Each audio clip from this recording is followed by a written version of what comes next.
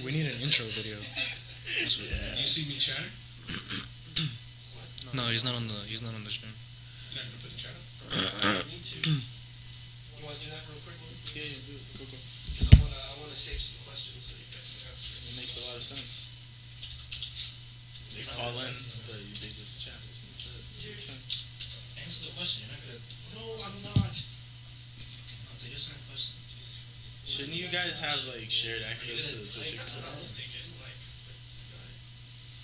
This conversation. Question. You're not gonna. No, I'm not. Actual. It's a yes or no question. Shouldn't you guys have like shared access to the Twitch? On my thing. You gotta be confident. We can get those. If I pause the screen, the chat will still go, right? Yeah. Alright, so you can start whenever you're ready.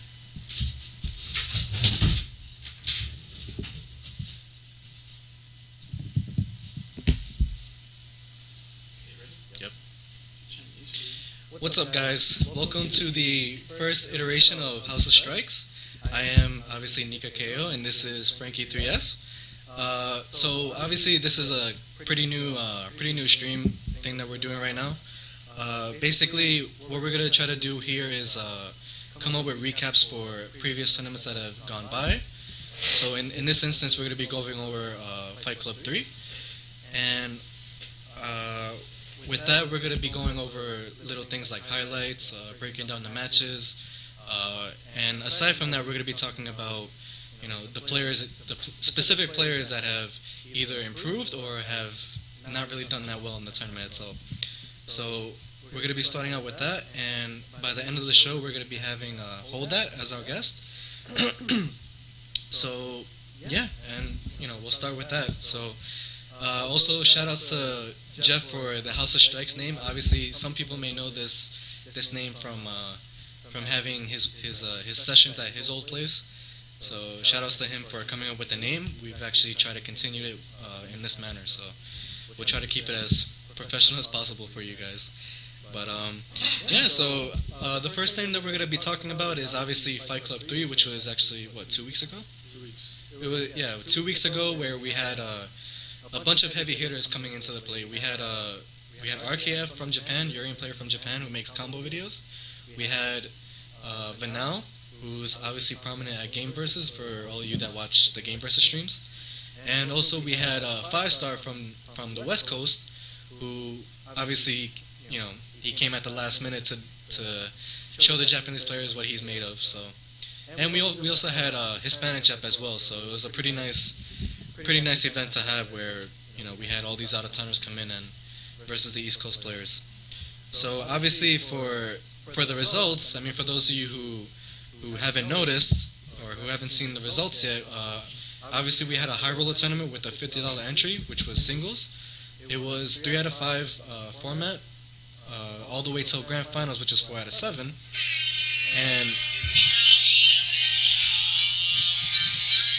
And aside from that, we've also had a team tournament, which was 3-on-3, where you could use the same character on one team. And for the singles tournament, obviously, it was top 3 was me, 5-star, and then Vanao for 3rd place. And for the 3-on-3, it was RKF, Vanao, and 5-star in 1st place. 2nd place was Frankie, Adam, and Ahmed. For 3rd place, it was Hold That,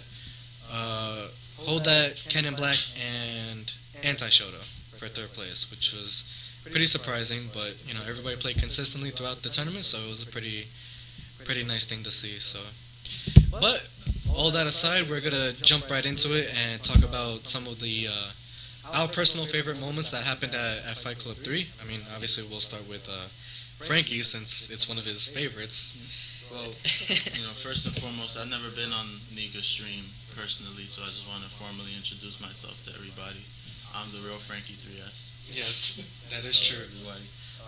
First, my favorite part of Fight Club 3 was Tenchi and Hold That upsetting Lloyd in the team tournament. And I'm not really too happy about that, but again, I don't like anybody beating Lloyd except for myself, so that's not why I I favorited it. The reason is because I think it highlights kind of the inherent flaws in singles tournaments. I feel there's an element of surprise in team tournaments that are lacking in American third strike play. I remember at NEC 10, Green Tea played Justin Wong in a team tournament, and everybody, Marvel players, huddled around to see Justin play, and Green Tea actually ended up beating him. And not 7 minutes later, it was announced that that Green Tea was going to play him in singles, and nobody gave a crap because everybody knew Justin was going to beat him. And in fact, he beat him 4 rounds straight, and it wasn't exciting at all, and nobody gave a crap. That's true. I actually remember that too. I guess it just goes to show that a team tournament, a lot more people have a chance to come out with a win. Aside from if it's a singles tournament, then it kind of, I guess, what's the word? I guess it squeezes out the flavor from everything. Yeah, I think anybody has a chance to play out of their minds for one game.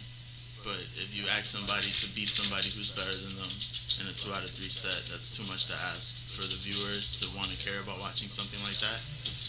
Yeah. Or, for the players themselves to engage in singles play. That's one of the things that Firestar was saying too. He was saying that that third strike in America is not really a game that's supposed to be played as singles.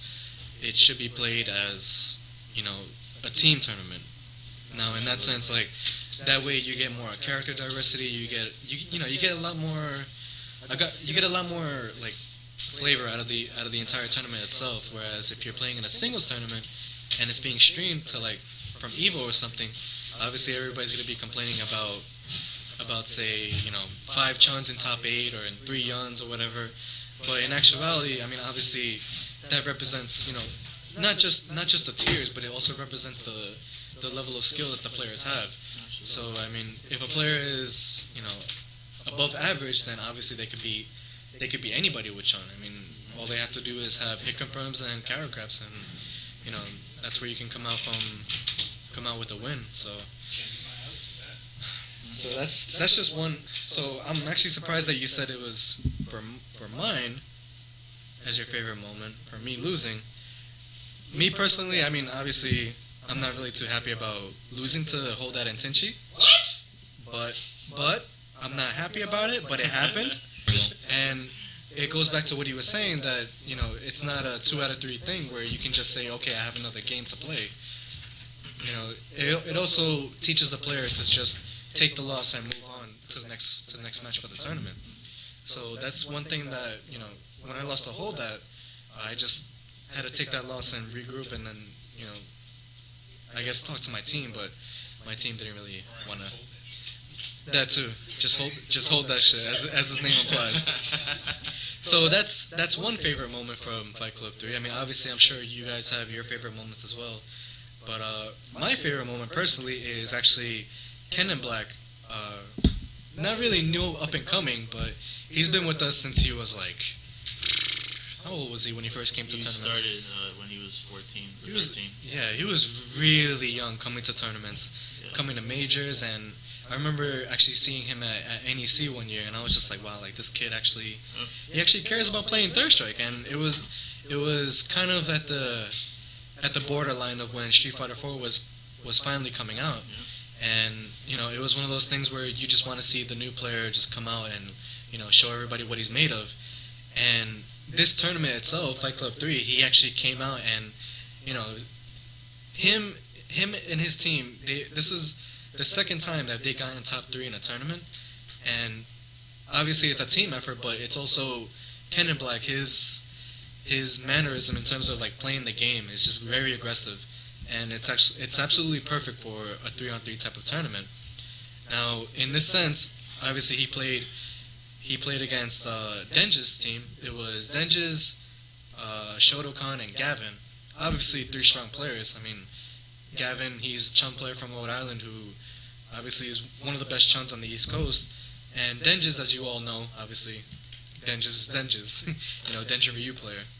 And Shotokan, obviously old school young player. He's gotten pretty solid over the years, and he actually played Ken in Black in the first Fight Club, and he actually lost, but it doesn't kind of goes back to what we were saying with the 3-on-3 format.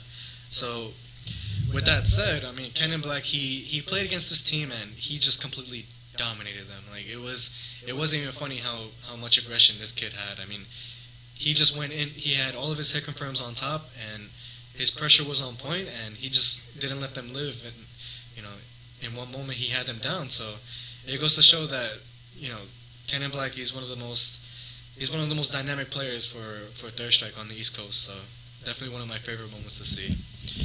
So now for the next topic that we're gonna go on to, obviously we had a bunch of out-of-towners come in. It was a lot of people to choose from to determine this specific category. Which out-of-towner impressed us the most?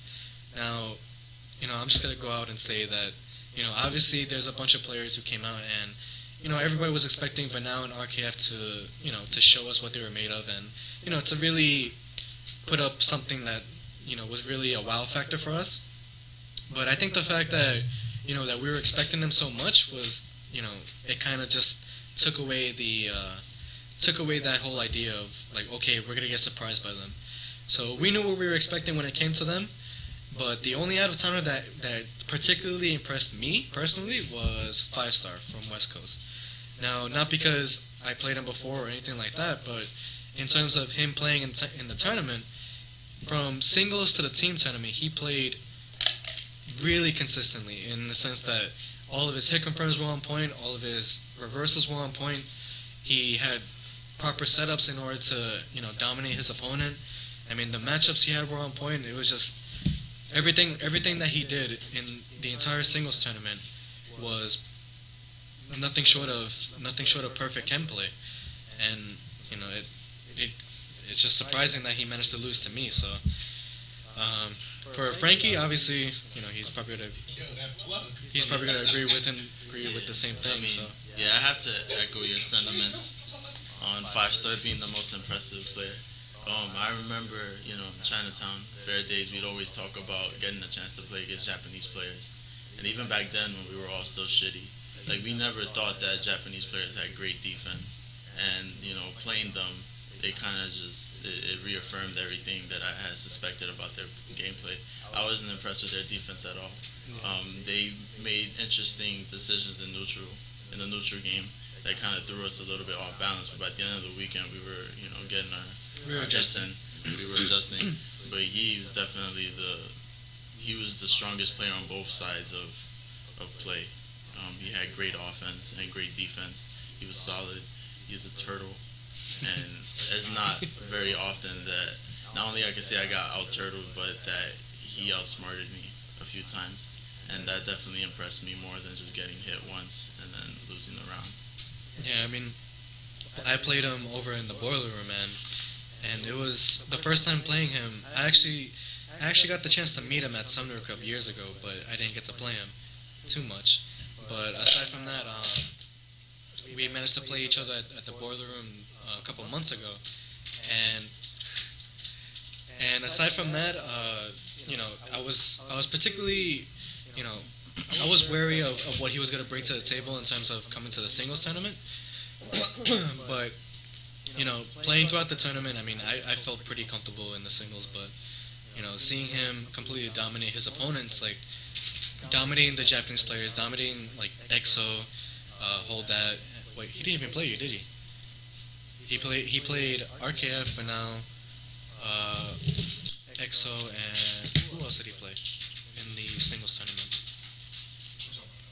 Yeah. 5-Star. That's it, right? No, he played me. He played you first. He played you first round, then Vanao, and then he had to play EXO, and then RKF, and then it went back, and he just completely. I mean, even though he lost to Vanao the first time, he completely didn't know the matchup at all. So it was kind of something that, he just wasn't ready for.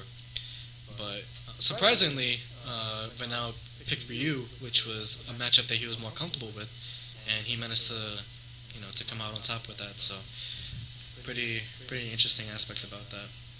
So obviously he's one of the most impressive out-of-towners that we've saw. Absolutely. And for now, we have a bunch more topics to discuss with you guys. But for now, I think we're gonna go to a break in about a few minutes. So we're gonna just go over a couple more of the a couple more topics that's gonna come out later. For later on in the stream, we're gonna be going through who improved the most. Not the most impressive player, but who was the player that improved the most out of everyone that showed up to Fight Club 3.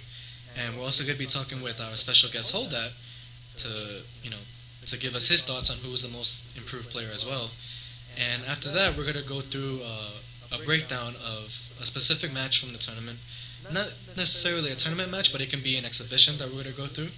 So we're gonna go through that, and we're gonna break down every detail of the match that we're gonna go through. So be on the lookout for that. For those of you guys who want to look for analysis on a specific match, and also a couple of other Third Strike topics that we'll be discussing. So stick around, guys. We'll be with you guys in about 10 minutes or so. So yeah. Don't go anywhere.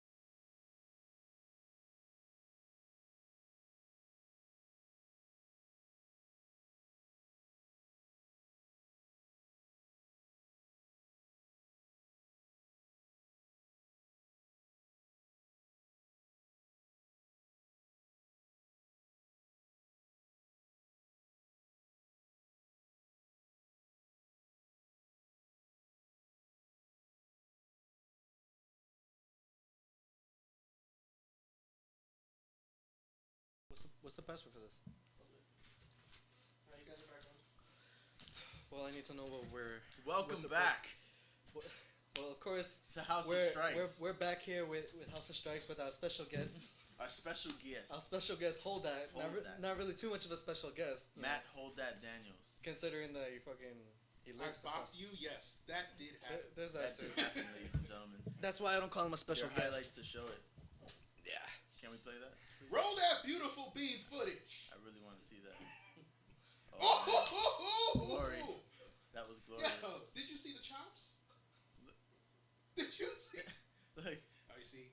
see, that was cute, right? But then stupid. Listen, man. I mass grab her. That was kind of dumb. What happened, man?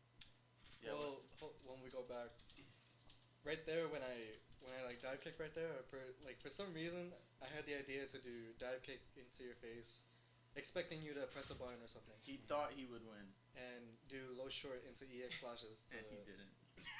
to kill you. I like that high level analysis. Such is life.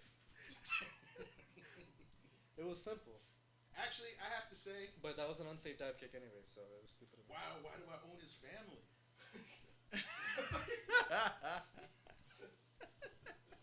Why say I own your family? Fuck. Yo, that reverse slavery. Yo, why do I own your family? Yo, who put that on the Titantron?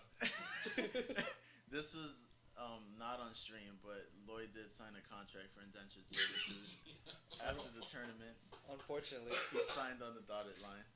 He was still dizzy, so he didn't know what he was signing. I guess every dog has his day. I've probably taken only a few casual matches from Nica. I mean, even then, I lost at Senshi too, and that was just like me playing stupid. Because when I played him, I was just like, I see him doing double jump, like dashing back and forth, and I'm just like, okay, I'm getting tired of this shit. Let me just like fucking get in his face and like stop him from doing that. But he just kept on doing it. And I'm just like, this guy, like he won't stop doing it. So like every time he would double jump, I would always like super jump and try to roundhouse him out of it. But obviously he has the parry.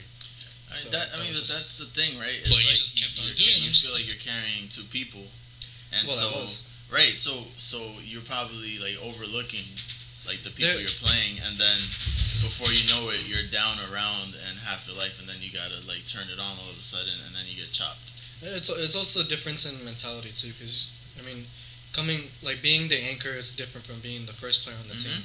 So it's like being the first player, you get to like go in, you get to you have a lot more leeway. You get to be cute. Yeah, you get to play your own way. But when you're the anchor for your team, you gotta really like tone down the mistakes. You can't play as like for me, I couldn't play as aggressive against you guys. So I was just like, I think you should have.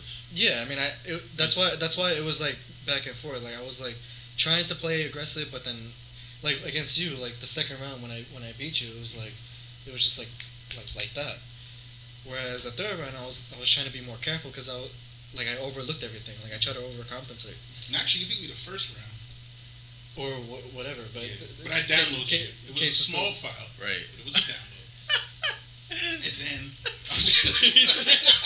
if you want to call that a download. listen, truthfully, I'm never gonna play you again. You say that now, but When we're old men, I'm gonna be talking about that. I'm gonna have a lot more wins to talk about when we're old men. But everybody's gonna have that one win against me that's gonna be like, oh yeah, I beat him in this tournament. Shit happens. I mean, that's the thing about 3-on-3 is like it happens. Me personally, like I have a problem with playing people I know. Yeah. Not like negatively, but it's just You're so used to you playing. love them. It's like my boy. Yeah. I mean, and then it's in that type of tournament where like the fabric around and the hype around it was like, oh, out of towners, So you get stoked. Like if you play your boy who you're always playing, or you're prepping, it's like fighting a sparring partner when your opponent is like 5 minutes, like 5 feet away from you. Like you don't want to play your boy. You want to fuck up, these Japanese players. And You hit him too hard. Oh my bad. Yeah. Yeah. Like, oh my bad, I didn't mean to beat you right there. Yeah. So real quick, who is the most improved player in your eyes, man? I gotta go. You hit him too hard. Oh my bad. Broadband champion, the URL Badman, www.fightk.com. To the Hanson, Denjizz. I mean, his victories over Vanao, they were clean.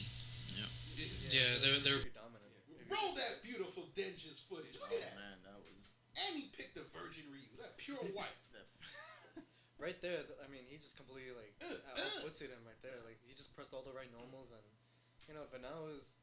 I guess Vanao he wasn't expecting Denjizz to like be as consistent as he was with Ryu like that. Because you can see, I mean, at the same time, Denjizz he fucking studies Vanao, you know. Yeah. Like he studied Vanao like every time, and you know, it's just one of those things that like you know, if you play somebody you study, then forget it. Like. And after the set, there's something RKF pointed out. He said Denjizz parried a lot of Denjin setups. Denjizz setups. Yeah. You know, Vanao likes to name his Denjizz setups with baseball terms: curves, fastballs, change ups. So it makes sense. That pitcher was hitting nothing that night. Yeah, he was. Yeah. I mean, well, that's another thing that happens when you play. You know, when you play Denjin Ryu yourself, you know how the setups work. You know, like how to parry them, or at least you know like the timing of it. And not only that, but he learned everything from watching Vanao pretty much. Yeah. So it's like, you know, not only are you prepared for it, but again, it's this thing. It's like you think you can beat the person that you learn from. I think, you know, like if you were to play KO, I think you'd have a lot of confidence going into the match just because you kind of, you know, you studied them. Yeah. Right. Does this make Denjizz possibly the most successful online trained player in a tournament? No, I am. No, I love that quick answer. That was quick. No, I'm serious because back in the years when I first started, like I didn't have the luxury that you guys had to play at CF constantly, like every Friday and stuff. That's true. I had to play online. I had to play against Chi really, EXO, like players from the West Coast. But I mean, it's like it's a blessing and a curse because you have to deal with the delay and you know you have to deal with a lot of things that work online that won't work offline. But at the same time, you get the competition. You know. Like, if it wasn't for playing online, like, I wouldn't know, like, the ibuki matchup. I wouldn't know, like, how the West Coast players play. Like, I wouldn't know any of that stuff. So I give mean, me some insight to when you decided, like, okay, I'm this is where everything's going to change. Yeah. I think it was one Castle Fight Night that Sweet Johnny Cage ran. Mm-hmm. It was one of those Castle Fight Nights that I wanted to go because the previous Castle Fight Night, it was Justin, KO Fiend, Flair, like, all of them, like, all of them were there. And I told myself, and I was like, you know what, I'm gonna go, and I'm gonna play these guys to finally show like how far I came for that. But the one that I came to, only Flair was there, and you know I got second place. It wasn't this high level. Yeah, I mean it was okay for my first like actual offline tournament, like successfully, but it was one of those things that I told myself, I was like, okay, if I can get second place here, I can definitely like push it forward. Yeah. And the thing is too, right, is that a good competitor learns from his losses, right? You could YouTube that Castle Fight Night. I think it was 8. Lloyd got fucked up. 10. He got 10. He got fucked up. Like Flair fucked him up. He read every single. And it was he came from losers, no, because he lost to somebody. No. I came from losers. Yeah. That shit was quick. Fucking Flair just he knew it. And it's the thing, right? Because back then, like Yang, every KO Fiend was a premier Yang, and Sean learned, you know, a lot from KO Fiend and vice versa. So I think there was a comfort level there. That, you know, Lloyd wasn't prepared for it, but you learned from it. That's the fucking point. Yeah. And you're getting fucked up. And then it was funny because then the next time I happened to play a tournament, it was that this guy he took me to Doylestown for the first time, and it was funny because before that I lost a therapist at East Coast Dodan, the first East Coast Dodan, where I was in winners, like I blew through everybody, but then like therapist he came back like 2 sets to beat me in a 4 out of 7. Really? And it was 4 out of 3 too. The last set was 4 out of 3, and that was like so heartbreaking for me. Were you blinded by the Hawaiian shirt, or was it just I think it was both. No, okay. No, but he outplayed me in everything. I mean, I was just like playing like too obvious. I was falling for everything. Yeah, and he tends to use his odor to mix up. That too. Yeah, I was just like fucking hell. Like I can't dive kick right because you know I'm playing at an angle, so I can't dive kick right. No, but like after that loss, like I took that loss and I was like, it hurt. Like when you lose, like when you're coming from winners and you lose 2 sets like that, 4 out of 7. In your first major, like, that hurts so bad. No, but big shout out to the therapy community misses you. You're amazing, Akuma. Good shit with your fencing. Yeah, I heard he's sick at fencing now, which is kind of like their straight, except a lot gator. I'm not surprised he's fencing. Yeah. Mr. Rakeley, we thinking about you. Pause. Try to make it the sun is in. You're like up the block. Yeah, so Yeah. so then coming up, I noticed like this guy Ryu 24, like on like Oh yeah. on like two On YouTube. on, That's like, his YouTube yeah, name, right? he was on YouTube. And sure you can. Oh, But he had a Uh, YouTube? he had three different He had a YouTube. he had three different aliases. He had Ryu 24. He was known for that at CF like a few times, and then DK Blade 27. Yeah, that's his YouTube. And then that was his Dark YouTube Blade, before. yeah, that's a Yu-Gi-Oh card. And then Fun fact. fun fact. And then third was finally Denjizz for the last round. He was known for that at CF. So then I noticed this guy, like, he would always like he would kind of do like the same thing that I used to do. He would always comment on videos and say like, oh, like, you know, this player is doing this because of that. And then third, You know, like he would have that same like tenacity to like analyze a video. I noticed this And then I saw him playing online, and I'm just like, okay, like this guy, you know, he's not doing too bad, you know, in terms of progress. And then it wasn't until recently, like 2 years passed or something like that, that he started playing with Kang, aka Exodus. And yeah, he did to Denjizz what he used to do with me. And you know, when me and Exo used to play, we used to play long sets, like really long sets. And shout out to Kang Exodus, always willing to train new players. He was saying it to me on Xbox Live for a long time. But real quick, just to give you guys some insight on Anson that you might not know, Matt will know for sure. But back there was like a era at CF where around 07, early 08, where we were throwing third strike tournaments. I was throwing third strike tournaments, and Jeff was recording. It was really hype. And Long Island would always come out. I don't know why. They really liked me. But Anson, I considered him to be a Chinatown bred player. He used to go and he used to play with all of the Chinatown locals like Kelvin and like fucking Eric. Yeah, he played with them a lot throughout the week. Nobody saw him because he'd come throughout the week. He wouldn't come on Friday, but he'd come throughout the week and play, you know. So he was playing with the JV? Yeah, he was skipping the varsity Yeah, trials? he was playing with good players at CF, and somewhere along the line where he started playing on 2DF predominantly because he lived all the way in the Bronx, so he didn't want to come down anymore. So he learned to play online, and I think the most impressive thing about him, which I think he's the most improved player, is that from Fight Club 2 to 3, you see that he has a comfortability with the hardware again, where he's not jittery, where he knows what he wants to do, he's confident in his play, and this is the Anson that I wanted to see play Exodus. I think it's worth it to have a rematch at this point. I just also something that you said. He beat Vanao. He beat Vanao. No small accomplishment. Twice. 2 sets he beat him. Vanao called him sensei. Like legit, he said, "No, you're sensei." Like that's giving, like that's letting, like you're letting somebody own you at that point. Yo, we can put that highlight again for that answer, man. Did you see those back that? Well, no, Yeah. we're gonna break down the match anyway. Yeah, he just played fucking good.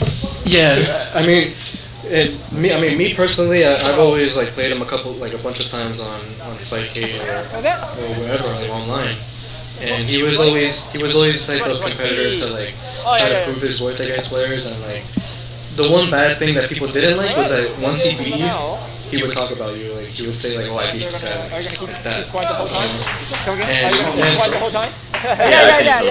It's hard to tell because he would go extensive. You know, like he would talk about it a lot. If you don't say anything, then I'll start talking. Okay, because if you were like It probably you is a definitely show. have a better grasp of the flow of the game. People like Exo, like he probably took it out of proportion because I remember one time that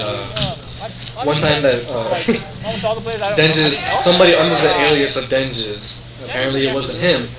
He was talking shit to Kang, and Kang was like, "Okay, if you really think that you're that good, then play me for 1,000 for 1K at the next tournament or wherever." And the next day, Denjizz is like, "Oh, that wasn't me though. That was somebody who had my name." And it was kind of one of those things where like, okay, like sure, somebody had your name, you know. But then after that, people were just like, okay, this guy has to stop talking. Like he has to come out.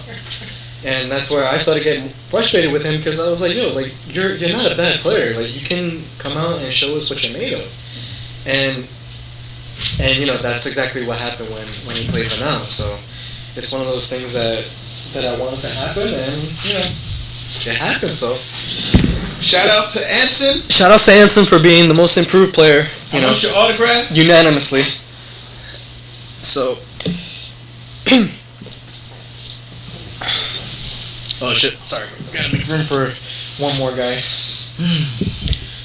But okay, so now next thing that we're gonna go through is the Vanao versus Denjizz breakdown.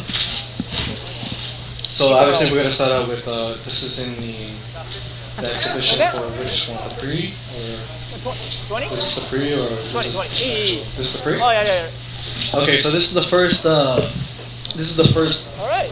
exhibition match that they had, which is at the pre-Fight Club session. So are you gonna keep quiet the whole time? Okay, so Are you gonna obviously keep quiet the whole Ryu time? versus Ryu. Yeah. You're the comes down guest, to the neutral and game, you have much more knowledge. where obviously Denjizz is first player, Vanao Oh, second no. player. If you don't say Right anything, now, I'll say okay. Vanao, I mean, he's not really comfortable in the Oh, neutral no. game against You definitely have a Denjizz better right here. grasp. And you can the see flow of the that, game. obviously Denjizz has the Keep on.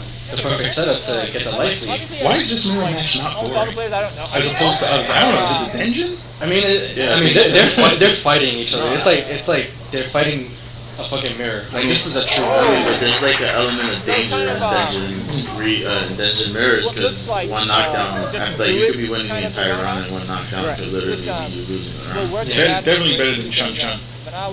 Don't watch Denjin. Well, you gotta be more aggressive to get the meter regardless. And that's why it's like, you can't just out throw your opponent and hope it works out. And Denjin, you have to go Well, the after it. spacing there was Right there, you could tell that Denjizz, he knew the setup. Yeah. He knew like either a Shoryu or a standing strong was gonna come, and he was prepared for it. One thing about Denjizz is that he actually doesn't charge as fast as Vanao. You can tell that he had trouble getting the stun meter. It's pretty true. Right there, it's one of the key things in this matchup right here. That you can see that every time Vanao got Denjizz setups on him, that he managed to parry out of it, which is something that you really need to do in order to shut down Denjizz entirely. And right now, obviously he's working on the second meter, so he's gonna go for a setup. Not really gonna do too much because he needs at least a level 3 to get the win. He just kept him solid in the corner. He's primarily an online player. And He does talk a lot. Like carrying those Denjin does something to the Denjin Ryu player mentally because now they're gonna try to like change the timing and doing so they're gonna like ruin their own offense. Yeah, And the floor is gonna get interrupted. It's no different than the baseball theory that they have where they base it off of the type of pitches that they have. Because if you start throwing a fastball straight down the middle, then obviously you have to change it up. So if it gets too obvious, then right there you can tell he jumped right out of it because he's expecting him to parry a fast Denjin setup, so he slowed it down and then Denjizz was just like, no, I'm gonna fucking jump back from this. Right there, that was a perfect setup right there because he went from low short to standing strong, which was a technical setup, but then he went into low forward afterwards to mix up the timing and get more stun. And right there, he just completely outfits him right there. So brought him up the win. Now they're both pretty even on meters. So basically, in this scenario, it's whoever gets caught in the corner first and gets the knockdown. And right now, he wasn't gonna do anything with that. He had no stun on him. Yeah. And it seemed Vanao didn't really adjust. He kept. Yeah. Well, it's hard to adjust in a matchup like this, in a mirror match. I mean, when you're playing Denjizz versus Denjizz, I mean, Yes, the one that allowed him to You can even tell that Anson was playing some poise. From Denjizz's not sweating. Not in the boiler room. We'll get to that later.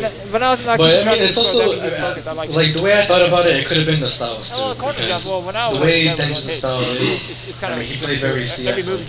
Yeah, styles make matches their strength. Yeah, especially in mirror matches. And and nothing happened. Denjizz was a lot more comfortable in the idea about turtling But it wasn't. and making better decisions. Yeah. Vanao was just going after him the whole time. See, Foot to face. he's telling him, I'm gonna parry your Denjizz setups, and he just wakes up with a button because he's noticing that he's delaying it. He's in his brain, he's in his cerebellum right now.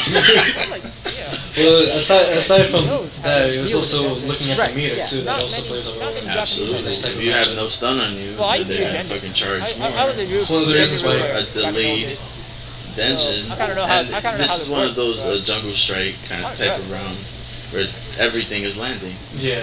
And you're gonna have that in a Denjizz fight because both players are just so fucking desperate to get a knockdown. Shout out to RKF for enlightening us on those baseball techniques in terms of Denjizz. It's a brilliant analogy. Yeah. I think. He did credit Vanao for that. Yeah, I mean, it's the perfect. I mean, what doesn't he? Ooh, let it rip! I have no idea what Vanao was going for there. I mean, he did universal overhead. Probably because he wasn't expecting Denjizz to charge that fast. But it was a bad decision to make. And even Denjizz getting a little disrespectful in this match, throwing out random DPs. Yeah. Well, Oh shit! Sweepstakes! Those toes must be watched, young man. Sweep the leg. Sweep the leg! The leg. Sweep it. This was one of the most entertaining. and this is just a pre. This is so good. This is the pre-exhibition too. It wasn't even the main one that they're just Both of them really showed up. It was clean and it was sexy. They both showed like all their And badges. he did it. That's what I like about it.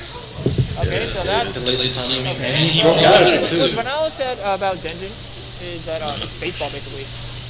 It's like you can throw a fastball, or you can throw a fastball, or you can throw a So curveball. Arcade was telling me that Ken's crown meeting, they call it the Emperor. Yeah, I mean, Why is why his reason not as effective as Ken's? Right. Well, I think it's just Yeah, because it's baseball. the combo ability, The pitchers. The startup of that ship. how it combos into everything.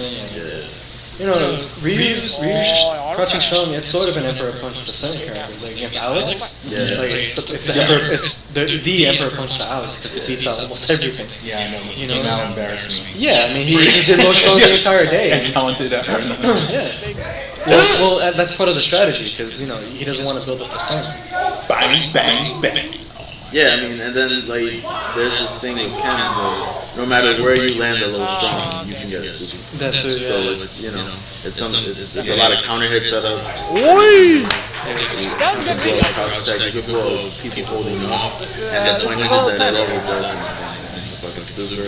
Oh my God! Did you start That was a perfect. That's what's feeling yourself. Yeah, that's just saying I don't care about anything you've done in your life. Pretty much. Stop blocking my kicks with your face. What? There you go. And he's reading it again. I mean, it's just a perfect read on the Denjizz. Already, he could have killed him, but he killed him anyway. He should, if he blocked that, he could have Final game, final game. 危ねえよ、マナオ、危ねえよ。負け確だよ、ほぼ。何危ねえよ、ダメだ。何危ねえよ、バカだってくれ。Hopefully, Vanao, you'll come back if you understand what you're saying. to the States. RKO. This match convinced me that we should do first to threes or win by 2. I have a lot of things I can talk about this match. Because I want to I'm not gonna do it. If it was like 1-1. Yeah, if it's like, if it's first to 3 and it's 3-2 to score, it's unfair, Like what they do at what is it? Okay? So time to Yeah, I think that's but no, he was. Well, he had to throw that uppercut. Huh? Well, he was too hungry for the Denjizz. I mean, No, yeah. he had no life, and Save the meter for the next round. Because that's what he wanted to buffer in the dungeon, right? there was that too. But if he caught the Shoryu, he could have backed up and then did the Denjizz set for probably a kill if he charged fast enough. But I mean, the way Denjizz was playing, it wasn't.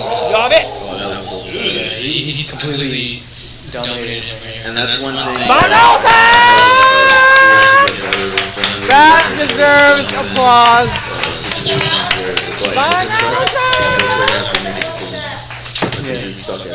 Oh man. I'm gonna let RKF commentate real quick while I go take Denjizz's hand. Yeah,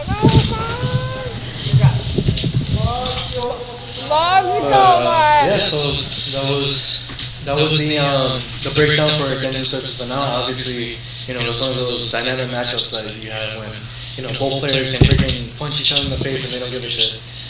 So shout outs to Denjizz for playing so well, and shout outs to Vanao for showing him that even though Denjizz watches all of his videos, you can still beat the person you look up to. Absolutely. So what is this, like Baby Boy? You come in the house. Let me talk to your mom for a little bit. I'm the new master. You gotta have a mentality. You gotta.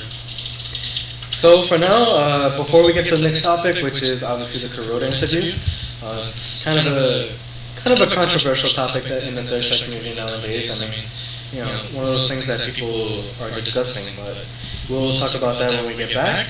But yeah, for now we're going to take another quick break, so we'll be back with you guys in a little bit. So yeah, Don't go anywhere.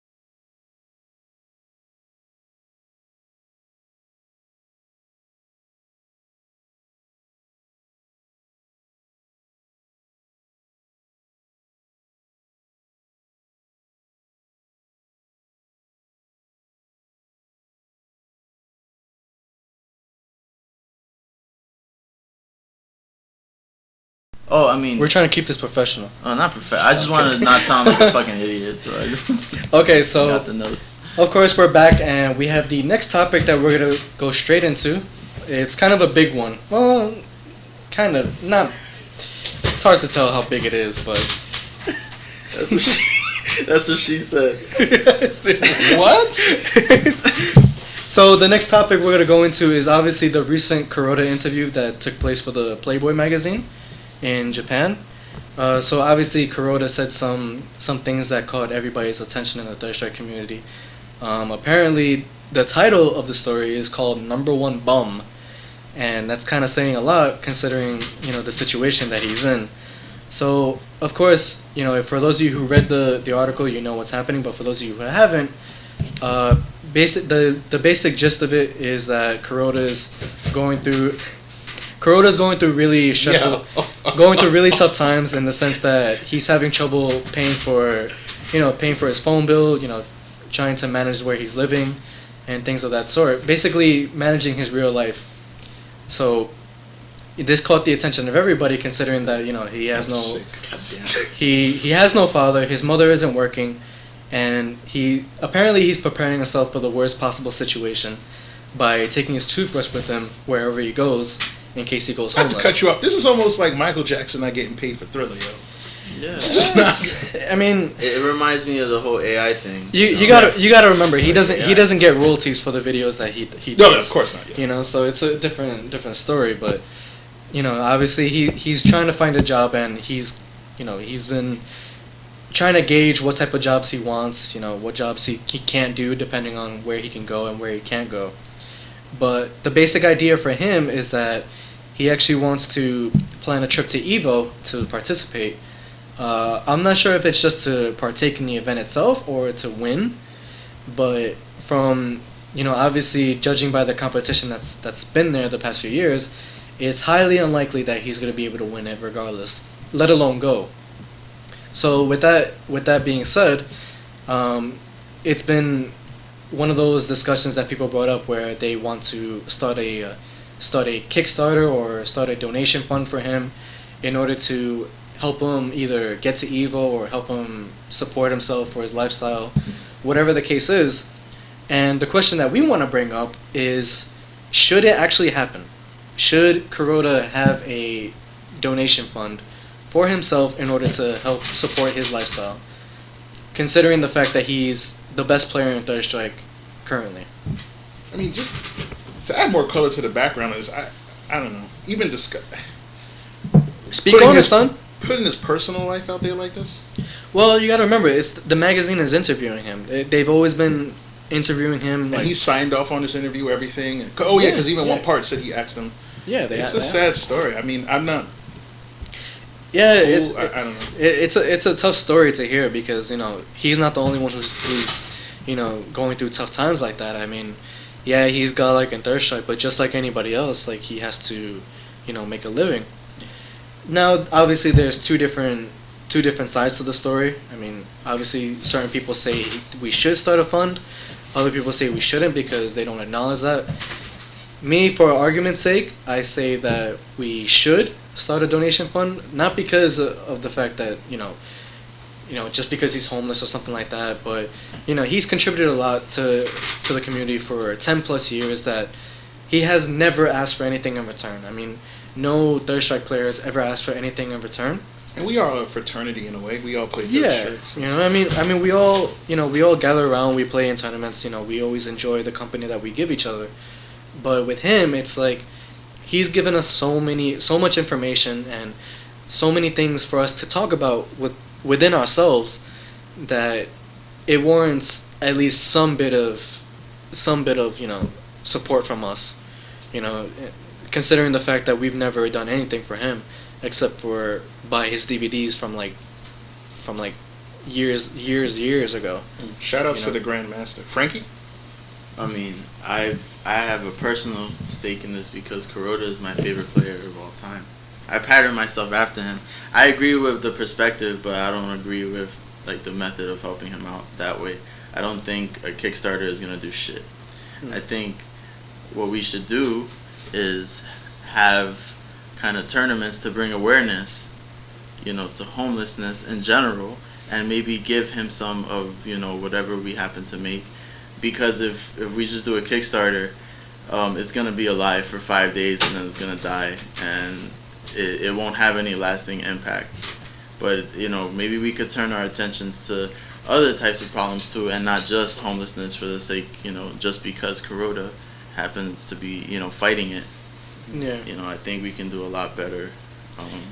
My thing is with the internet today, I just dragging his name through this. Number one bum. It's the title itself sounds like a troll. Like derogatory. It's insulting in a way. I don't know. I don't. It's like insulting to other people who are homeless, like in a sense, because it's like he's not the only one who's homeless, or going to be. There are plenty of other people in not even in the community, in the world, who are going through worse times than him. And it's one of the arguments that people have where they're like, we don't think that we should, support him just because he's got like a third strike. Okay, I see what you. Okay. Yeah, like there should be other reasons why we should be supporting him. I mean, he could be a good person in real life. He could have like helped the homeless himself. He could have been plenty of other reasons why we should have helped him. But the main primary reason that people want to is because he's a well-known player. He's the number one player in the world. But also because they don't want to see him go through that. And he's a third strike brother, and he said fuck Street Fighter 4. I mean, considering that he's playing it for the magazine as well. He's playing it for the magazine as well. He's not just playing Third Strike for the magazine. He's also playing Street Fighter 4. Yeah. On the flip side of that, he could be a shitty person.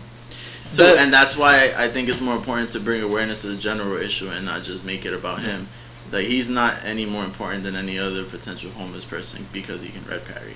That's what I want to get across. Yeah, I mean, I didn't want to laugh right there, but that was a good analogy. I mean, if it were up to him, I mean, everybody has a specific skill set that they have, that they can use to, make money or put themselves out there to, to get themselves out there to make money themselves. Whereas in his case, I mean, looking at the way the fighting game community is now, I mean, you see like Arturo, Spooky, like all these guys. They're streaming like major tournaments, and they're making money off of that. They're barely doing anything. They're just streaming the tournaments. Whereas him, he can provide knowledge for everybody. Like, I mean, he can provide something for the community that we've never had before. And it's just one of those things that he himself should think about. And I mean, it's pretty simple enough for him to start a Twitch or start any type of series and say, okay, if you guys subscribe to me for like $5 a month or something like that, I will give you material to study for this game, or material on certain matchups, or simply like first attends or something, the same way he's doing now. I mean, those first attends that he's doing, I honestly thought that those were things that he was getting paid for, because it was for the magazine. I mean, and I would pay for it. Yeah, but legally, and that's the thing too that people agreed on. I mean, instead of starting, could he even legally make money from it? I mean, he doesn't own the game. If Capcom got wind of it, who knows? So True. Things like that. But I mean, like I said, there's different ways to do it. I mean, he could stream from it. I mean, no, true. Yeah. They look at Gutex. I mean, he made like tutorial videos, and he was selling it, for $20, and people were buying it. Well, there's always been like a cautionary. Gutex sucks, so imagine, and, right? and that's not. shit. And that's just. Imagine if Kuroda made one. And that's true. I mean, and that's just Gutex. I mean, it's not Kuroda that we're talking about here. If it was Kuroda, he'd pop off in a funeral. Yeah, he'd be like, I knew this guy in real life, but I didn't give a fuck about him. But that's the things that people should know about a person. Yeah, I mean, it's one of those perspectives that people have to see as well. I mean, it can't just say like, okay, he's got like a third strike, he got like top 3 at SBO, or he's the best player in the world, so we should support him. No, there's a time-honored cautionary tale in the FGC, and I mean, I'm not saying I'm old, but you just can't always put your entire focus on these games. No matter how good you are, you always have to have something to fall back on, even if you're selling your body. Even if I don't advocate it. Sell that ass. Sell that ass, Kuroda. I mean, and the funny thing is, if you ask anyone who's traveled to tournaments, Evos, the stories you'll hear of guys not being able to, afford hotel rooms and Yep. stuff like this. Yeah. Not It even permeates throughout the community. Yeah. So, I mean, shout outs to Kuroda. I hope things, I mean, case in point, if you look at Sanford, he had trouble even, living at the Ark or something from what I've heard. And yet, people had to start a fund for him to go. I've told this to everybody. I told him, I was like, you know what, if he can't go, he can't go.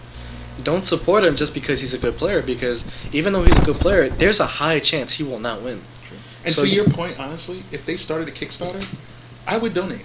Yeah, and I would. That's the thing too. I mean, I would donate too, but but I made the point that okay, if they're gonna start a Kickstarter, it has to be something specific. It can't just be okay. Some random person started a Kickstarter, and then we're just automatically gonna give it to them. It has to be set up like efficiently. It can't just be something like okay, everybody's gonna put their money in it. And then it's that whole teach a man to fish thing, right? Because if we start a Kickstarter, we're gonna get him about like 50 quid. Right, and then the Kickstarter's gonna die, and then he might eat some good ass ramen for like 3 days, but then he can't live off that. There's that too. I want to move forward with this idea and make it into something sustainable and recurring, like a specific, just a tournament to help those in need, sort of, and give some of those proceeds away, something like that. It's not much, but it's something, and it's something consistent. Yeah. And he plays Third Strike. And he plays He's Third family. Strike. He's the best. We will jump you, man. I mean, you That's saw the some of my Go back to Third the Strike brothers. highlight. You saw the highlight. He can't get a haircut, for Christ's sake, man. We want to get this guy off the ground, and I think we can do that. But it has to be fucking smart, and it can't be lazy. It can't be a 5-day Kickstarter. And he's worth. Different SBO. Yeah. And he's worn the same shirt too. And these are clips of different SBOs, and this fool has the same wardrobe. So this means this problem is more than financial. It is. There's something. This is what I don't like talking about. Well, I mean, it's Yeah, not even just that like he's not looking for a job or he doesn't care. I mean, he's looking for a job, but it's just like in his scenario, it's just hard for him to find one. Well, hold up, with his skill set apparently. Hold up. I got laid off working for Oppenheimer, and I won third at Evo East this year. Nobody was gonna send a pad player no money. True. A job back then. Different time, It's that thing. It wasn't as there wasn't streams, there wasn't anything like that back in those days, Speaking of streams, you won a high roller tournament My while own. streaming, and you know what they say: never lose to the streamer. Just had to throw that in there. Good job. Yeah, and I think a percentage of that could have gone to the homeless. Yeah. This is what I'm talking about. We're Yeah. talking What about did you do with those progressive winnings? ideas. You selfish bastard. What did you do with the money? And not to mention, our executive producer could probably see some of that coinage as well. I know. I know what he did with the money. He bought a new custom fitted blazer. Thanks. Looks good. That's classified what I use. That's classified. It's not prostitutes, I promise. Definitely isn't. Not gonna be like Kuroda and sell that ass. But yeah, so I mean, if you guys have any questions about what we just talked about, feel free to let us know in the chat. I still don't like them throwing that article out there. I think it's very It's personal. it's one of those things was that like they tasteless. consistently interview him like every month or so. But I mean, they actually haven't been able to get him an interview because they couldn't find him. They literally could not get a hold of him because he couldn't pay his phone bill. I mean, that's just throwback clickbait, right? Like, Yeah, I mean, like- There's that too. I mean, there could have been a whole bunch of reasons, but I highly doubt that they'll go through all the trouble to make it seem like Kuroda is actually homeless and like. You don't think there's any potential this could be just bullshit, maybe to announce his Evo arrival? No, I mean, why go through all that trouble to say what type of job that he's working on getting, what type of job that he would supposedly, not want. I mean, things like that. There's a bunch of stuff in here. I mean, those people are really good liars if you give them. I mean, a platform to say that they went into detail. I mean, Hey, he said he had no father. His mom isn't working. I mean, So you're looking for Kuroda, you finally see him, you get him, you sit down and interview him, and all he talks about is his financial hardships, and you immediately just put it out there. Like, does he even know this is out there? yeah, of course he knows. It's like he signed on for this to be. And they paid his phone bill, right? It's in a magazine. You have to remember, this is in a magazine, so people are reading about this, and not only that, but they're seeing the level of skill that he has with the first attempts. Yo, me and Mutant gonna cut some bricks and make this money. Hey, man. Yo, This is nice place to have a trap house. me and Kuroda's trapping. he will be Shmurda dancing by Evo 2016. We promise we're gonna get this guy off the ground. Yeah, so we'll let you guys let that sink in for a little bit, and we'll be taking a couple of questions when we come back from a short break in a minute or so. So shout outs to the Grandmaster Kuroda. If you guys have any questions for us, or if you guys want to have a little argument or something about what we just said, feel free to let us know in the chat. Everything's open. We won't ban you, I promise. And just let us know what's gonna happen. So stay tuned. You could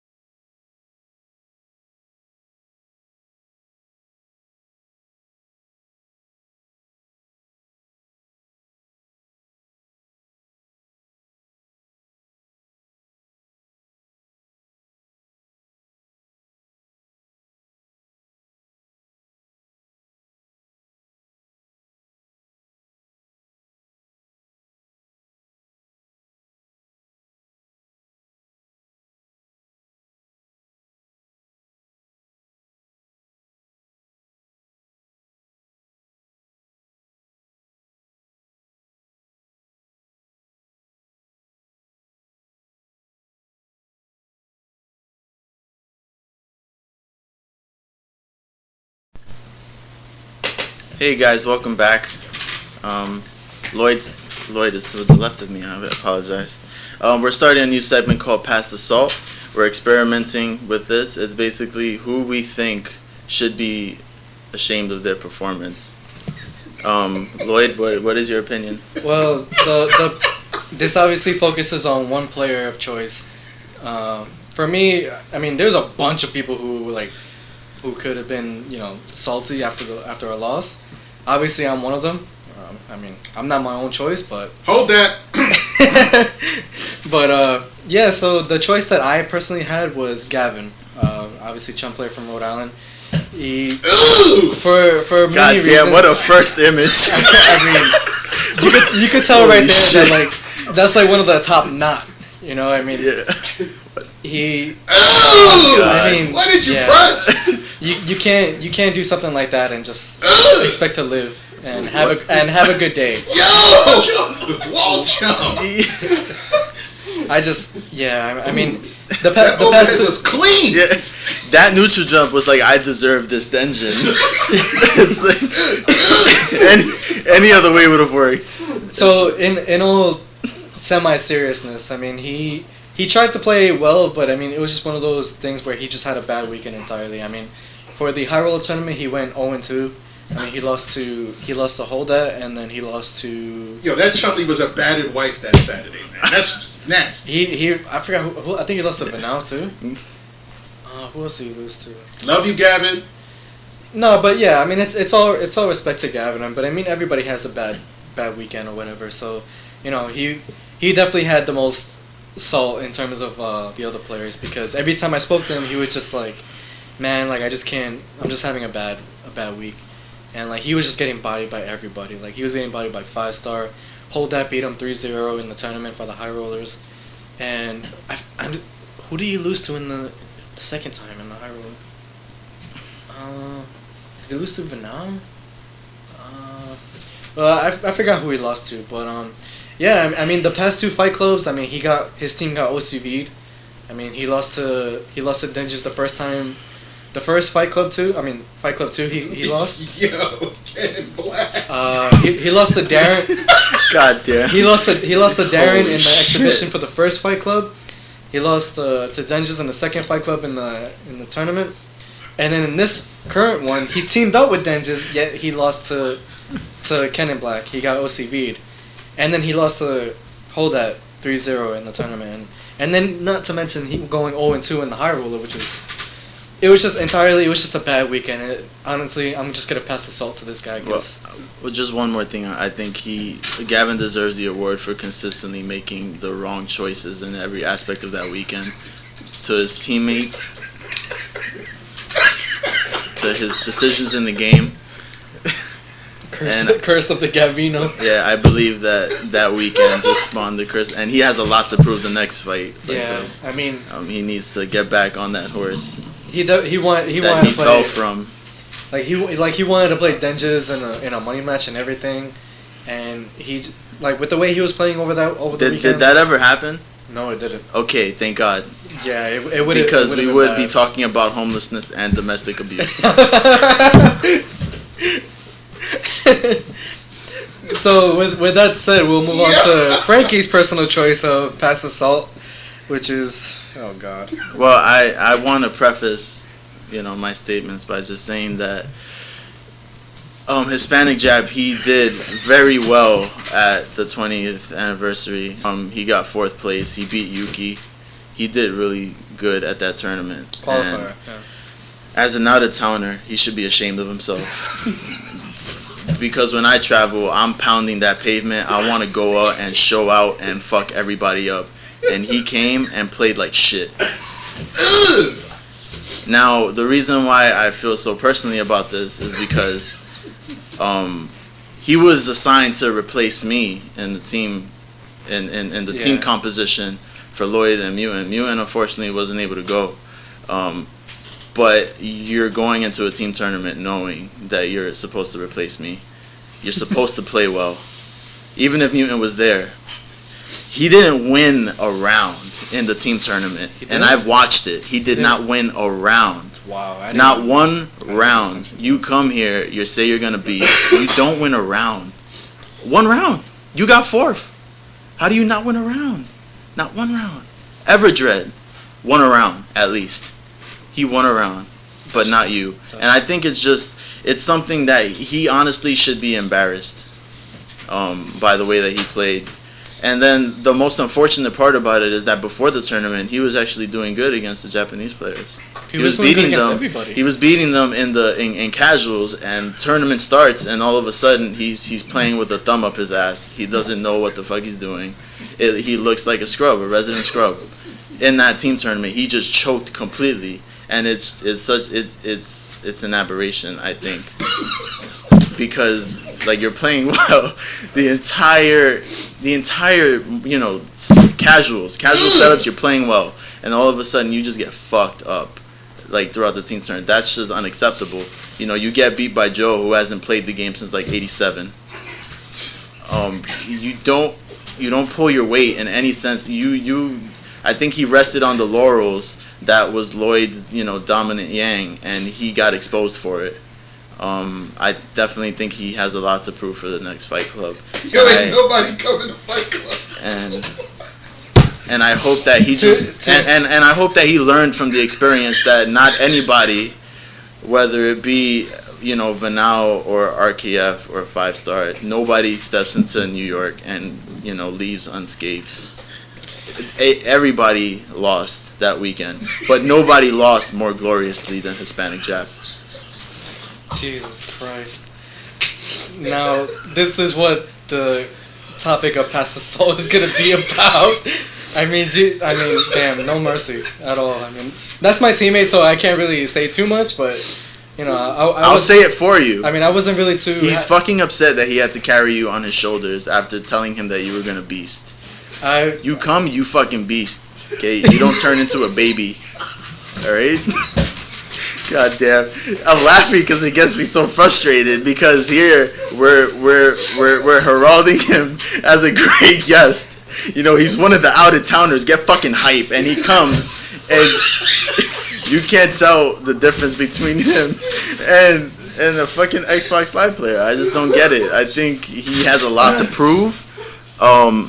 And the most unfortunate part about this is that I was watching him Saturday morning, and I was thinking, holy shit, this guy is good. He's gonna be somebody that we're gonna have to look out for. And it's just unfortunate, I think, that he played like complete shit. I'm sorry, but he needs to respect himself a little more than that, because you guys make me laugh, but I'm fucking serious. You don't spend that amount of money and just you bend over for all of New York. But I digress from my rant. I respect the shit out of him, and that's why I'm going so hard on him, because I want him to come back and to fucking show everybody how much damage he can do, which unfortunately amounted to 0 HP lost Saturday. He did no damage to anyone in the team tournament, and that was the most exciting part of the event, in my opinion. So oh Jesus, it's okay to be flustered. So was he during that team tournament.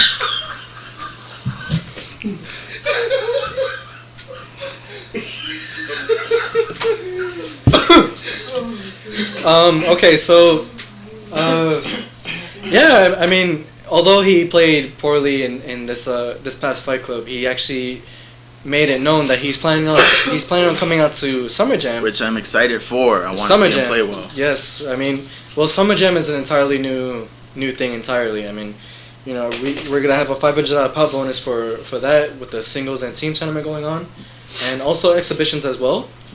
But obviously it's gonna be tough to see how he does there. This is gonna be the first Fight Club since the first that's done at a venue outside Next Level at a major. So we're hoping for a good turnout, and we're hoping that people actually show the fuck up and not disappear.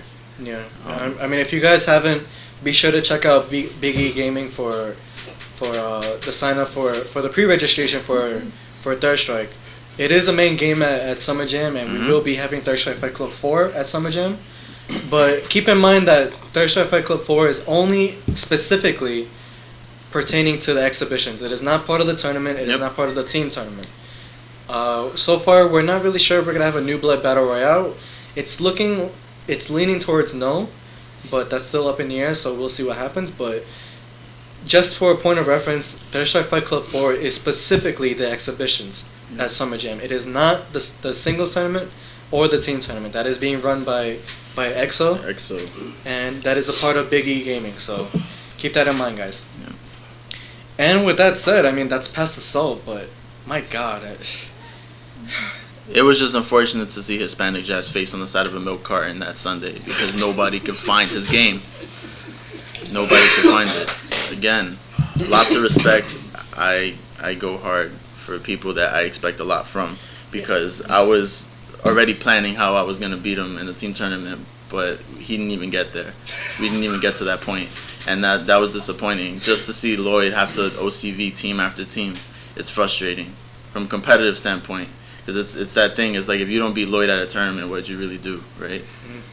My second place is tainted because Hispanic Jab didn't show up and went around the entire team tournament. Yeah, I mean, speaking from being a part of the team, I mean, it was a rough team to have. I mean, obviously it was like one of those last minute kind of things where we included Everdred on the team, and obviously Everdred is a good Remy player, but you know, Everdred and Hispanic Jab, they just were not playing. They just weren't playing well. I mean, they lost every match they had. I mean, it was just tough, you know. So, I mean, it was a rough team tournament to go through and to play through. But you know, at the same time, it was one of those learning experiences that they're gonna have. So, you know, the next tournament that Hispanic Jab comes out to, I mean, I'm sure he'll probably do better than what he wanted. In hindsight, he said that he wanted to pick Makoto. But in general, I mean, we always tell people, pick your shit. You know, I mean, there's no reason to have two other alternate characters for a tournament. God. Like it's not 2004 or 2005 anymore where you can win with two different characters in a tournament, because that does not fly in a team tournament. God. It just does not work. So you see each highlight. There's no rounds won. It's empty. I mean, it's just bad. I mean, you need to find a specific focus on a character and stick with that character. I mean, you can't suck dick, pretty much. Just fucking show up. So yeah, just for those of you who are you know, contemplating, you know, picking different characters or something like that, make sure you have one specific character that you have to stick to, you know. So, you know, don't go into a tournament thinking like, okay, I'm gonna pick either one character or the other. No, you have to pick a specific character that you're most comfortable with, that you know the most matchups with, that you had the best execution with, and commit to that character. Because if you are part of a team tournament, it is not just about you where you get to pick two different characters. You will have to be part of a team, and you will have to show your team what you're made of. So, you know, that's the past assault segment. So, I mean, you know, any other thoughts on Fight Club? I mean, personally, I mean, obviously I played well in the high rollers, but I didn't like the team tournament, so it was kind of like a balance for me. So, you know, that's me. I'm just excited for the next one. I hope people show up, and I hope people get excited. I hope people get riled up, because the next Fight Club, I think, is going to be a big one. And I just want people to show up. I want people to play well. I want people to get excited, because after all, we are a community, and we have to do better for each other. We have to all get better. Not only that, but it's being the fact that it's at a major. I mean, there's going to be a lot of people who are going to be entering. I mean, especially with the $500 pop bonus, we're most likely going to have like Justin, Chris G, and all those basically Team EG at the tournament. So we'll see what happens.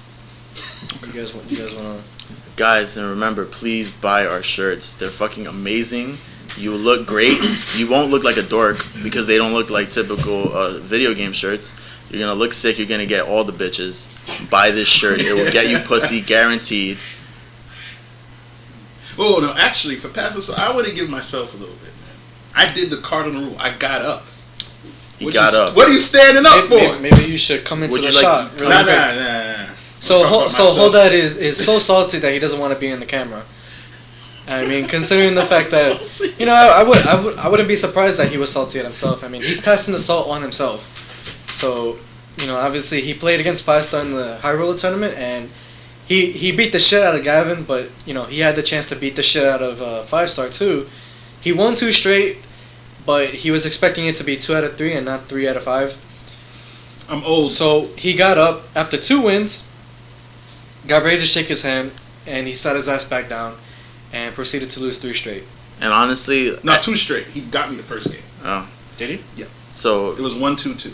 any tournament I've ever been to, when somebody breaks their concentration like that, I've never seen them recover. So that was a big hurdle. Yeah. Shout outs to the 5-star Dragon Ball. 5-star Dragon Ball. That is Yi. That is ye. Making wishes. Make it a wish. Oh my god. Making wishes. Having them true.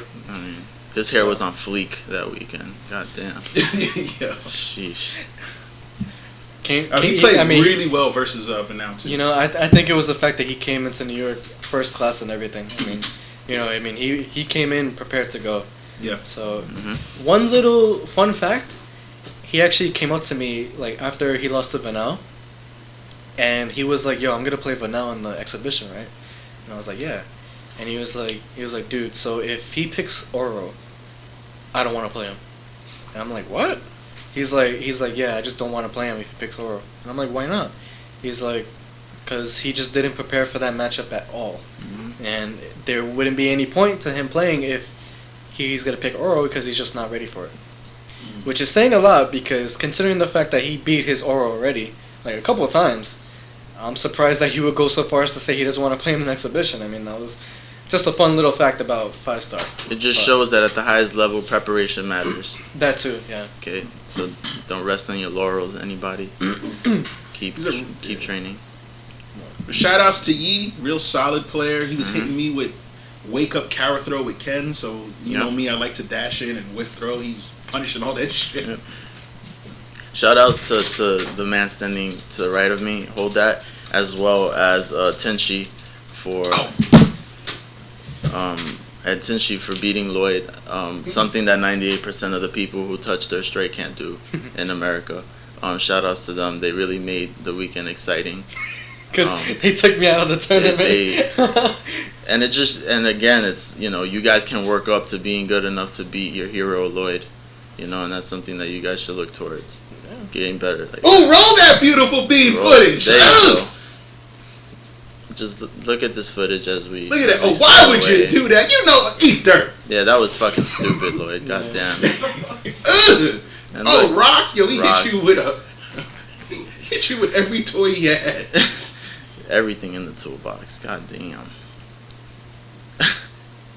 Stupid. You knew he was gonna. He was charging low. What was he gonna do? Yeah, well, it's hard to be in that situation. You're lucky we don't have RKF playing you, so. Yeah. Hey, what's the name of the toy in Toy Story? The one with who says he can fly? Oh, Buzz Lightyear. Yo, he hit you with Buzz Lightyear.